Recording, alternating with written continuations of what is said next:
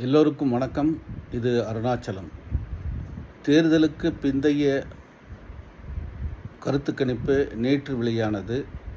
ஆனால் எல்லா சேனல்களும் ஒரு குழப்பமான எண்ணிக்கைகளையும் கருத்துக்களையும் தெரிவித்தன.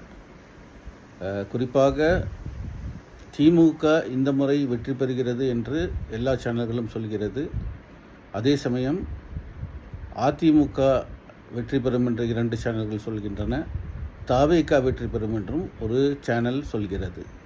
ஆக ஒரு குழப்பமான ஒரு சூழ்நிலை உருவாகியுள்ளது. எல்லா சேனல்களும் திமுகவிற்கு 125 முதல் 160 சீட்டுகள் கிடைக்கும் என்று சொல்கின்றன. கள நிலவரம் எவ்வாறு உள்ளது என்றால், தேர்தல் நடந்த பிறகு மக்களை களத்தில் விசாரிக்கும்போது பெரும்பாலான மக்கள் தவேகவிற்கு வாக்களித்ததாக சொல்கிறார்கள். தேர்தல் அன்று அவர்கள் சொல்லவில்லை, தேர்தலுக்கு பிந்தைய நாட்களில் சொல்கிறார்கள்.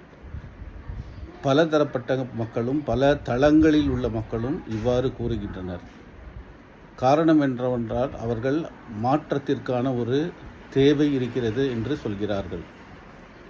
அதே சமயம் திமுக தங்களது செயல்களால், குறிப்பாக மார்ச் மாதத்தில் பெண்களுக்கு அந்த 5000 ரூபாய் கொடுத்ததெல்லாம் ஒரு பெரிய தாக்கத்தை ஏற்படுத்தியுள்ளது.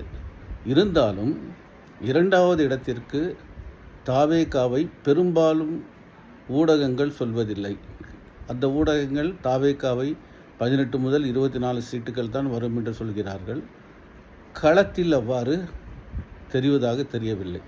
குறிப்பாக நகர்ப்புறங்களில், கோவை, சென்னை, மதுரை, திருச்சி இது போன்ற நகர்ப்புறங்களில் தவேகவின் தாக்கம் அதிகமாக உள்ளது.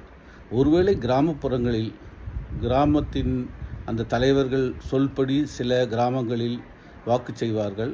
அவ்வாறு நடந்திருந்தாலுடைய தவேகவிற்கு வாக்கு சதவீதம் ஏகதேசம் ஒரு 30 முதல் 32% வரை வருகிறது.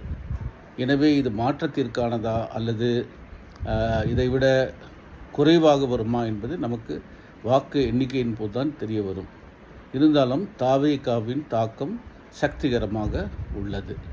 இந்த சேனல் பிடித்திருந்தால் நீங்கள் கீழே உள்ள QR கோடினை சப்போர்ட் செய்யவும். நன்றி, வணக்கம்.